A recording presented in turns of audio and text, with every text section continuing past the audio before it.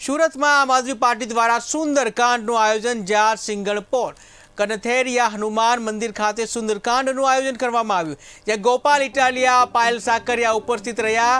આમ આદમી પાર્ટીના જે નગરસેવકો અને કાર્યકરો મોટી સંખ્યામાં જોડાયા। અલગ અલગ વિસ્તારમાં 3 દિવસ સુંદરકાંડ ચાલશે।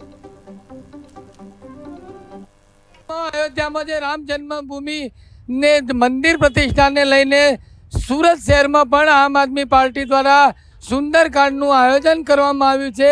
આમ આદમી પાર્ટીના સંયોજક કેજરીવાલે જાહેરાત કરી હતી કે સમગ્ર દેશમાં આપ દ્વારા સુંદરકાંડનું આયોજન કરવામાં આવશે, ત્યારે આજ રોજ સિંગણપોર કંથેરિયા હનુમાન ખાતે આપ દ્વારા સુંદરકાંડનું આયોજન કરવામાં આવ્યું છે। નેશનલ જોઈન્ટ સેક્રેટરી અને મહારાષ્ટ્રના સહપ્રભારી ગોપાલ ઇટાલિયા, શહેર પ્રમુખ મહેન્દ્ર નાવડિયા તેમજ વિપક્ષના નેતા પાયલ સાકરિયા સાથે નગરસેવકો આ સુંદરકાંડમાં જોડાયા છે। આપ જોઈ રહ્યા છો, અત્યારે આપને સીધા દ્રશ્યો બતાવી રહ્યા છે। આગામી 22 જાન્યુઆરીએ અયોધ્યામાં રામ મંદિરની જે પ્રાણ પ્રતિષ્ઠા છે, ત્યારે ક્યાંક ને ક્યાંક આપ દ્વારા પણ જાહેરાત કરવામાં આવી છે, ઠેર ઠેર સુંદરકાંડનું આયોજન કરવામાં આવ્યું છે। ત્યારે આપણે શહેર પ્રમુખ મહેન્દ્ર નાવડિયાની પ્રતિક્રિયા લઈએ છીએ। આજરોજ આમ આદમી પાર્ટી સુરત શહેર દ્વારા માન્ય અરવિંદ કેજરીવાલ દ્વારા જાહેરાત કરવામાં આવી છે કે અમે રામલલ્લાની જે પ્રાણ પ્રતિષ્ઠા મહોત્સવ અયોધ્યાની અંદર ચાલી રહ્યો છે, ત્યારે અમે સમગ્ર ગુજરાત અને સમગ્ર દેશની અંદર આમ આદમી પાર્ટી 3 દિવસનો કાર્યક્રમ કરી રહી છે।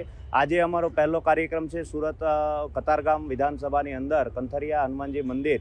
અમારા રાષ્ટ્રીય મંત્રી શ્રી ગોપાલભાઈ ઇટાલિયા તથા મનોજભાઈ સોરઠિયાની આગેવાનીમાં અહીંયા અમે સૌ કોર્પોરેટરોની સાથે સૌ ભાવિક ભક્તોની સાથે આજે સુંદરકાંડનું પાઠનું આયોજન કર્યું છે અને સૌ ભક્તજનો એનો લાભ લઈ રહ્યા છે। કેટલા દિવસ અને કયા કયા વિસ્તારોમાં? આજે અમારો અહીંયા કાર્યક્રમ છે કતારગામ વિધાનસભાની અંદર કંથરિયા મંદિરે સુંદરકાંડ પાઠનું આયોજન છે।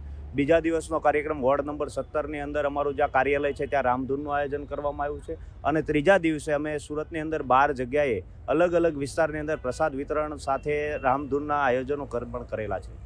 ત્યારે આપ જોઈ રહ્યા છો, 3 દિવસ ચાલનારા સુંદરકાંડ, ખાસ કરીને શહેરના અલગ અલગ વિસ્તારોમાં સુંદરકાંડનું આયોજન કરવામાં આવ્યું છે। ત્યારે આજ રોજ શહેરના સિંગણપોર કંથેરિયા હનુમાન મંદિર ખાતે અત્યારે આપ દ્વારા સુંદરકાંડનું આયોજન કરવામાં આવ્યું છે।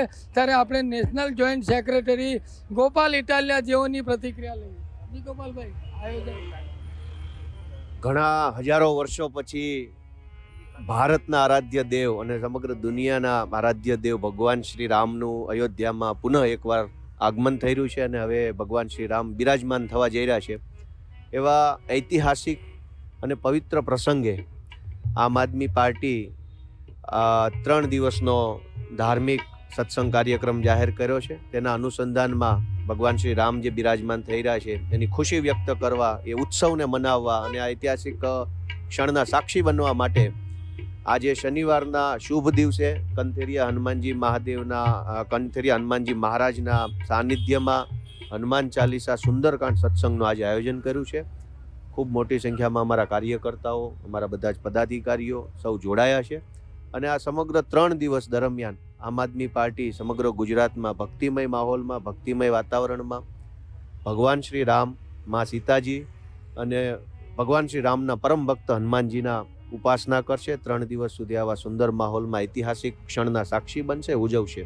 વિપક્ષને આમંત્રણ આપ્યું હતું, વિપક્ષે પણ ક્યાંક ને ક્યાંક ત્યાં નહીં જવાનું સ્વીકાર્યું છે, આમંત્રણ આપવામાં આવ્યું છે। કેજરીવાલે પણ કહ્યું છે કે હું મારા પરિવાર સાથે ખાસ કરીને 22 જાન્યુઆરી બાદ હું જઈશ રામજીના દર્શનને। એટલે અત્યારે ત્યાં 22 તારીખે ભગવાન શ્રી રામની મૂર્તિ પ્રાણ પ્રતિષ્ઠાની અંદર ખૂબ જ રાજકીય મહાનુભાવો, સામાજિક મહાનુભાવો, ધાર્મિક મહાનુભાવો, વીવીઆઈપીઓ બધા આવવાના છે।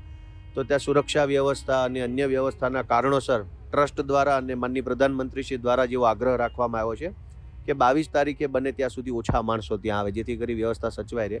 તો અમારા માનનીય મુખ્યમંત્રી અરવિંદ કેજરીવાલજી 22 તારીખ પછી પોતાના પૂરા પરિવાર સાથે ભગવાન શ્રી રામના દર્શન કરવા માટે જવાના છે, અને અમે બધા આજથી જ આ 3 દિવસીય મહોત્સવની અંદર જોડાઈ ગયા છે। અમને ખુશી છે કે હજારો વર્ષો પછી આવો સુંદર ઐતિહાસિક પવિત્ર દિવસ જોવા મળ્યો છે ભારતને।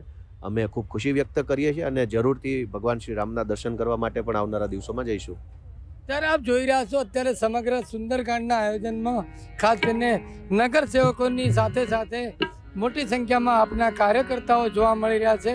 ખાસ કરીને આમ આદમી પાર્ટીના સંયોજક અરવિંદ કેજરીવાલે જાહેરાત કરી હતી કે સમગ્ર દેશમાં 3 દિવસ અલગ અલગ વિસ્તારમાં સુંદરકાંડનું આયોજન થશે, ત્યારે આપ દ્વારા આજ રોજ સુંદરકાંડનું આયોજન કરવામાં આવ્યું છે. કેમેરામેન આરિફ સાથે બળદેવ દેસાઈ, KTV ન્યૂઝ.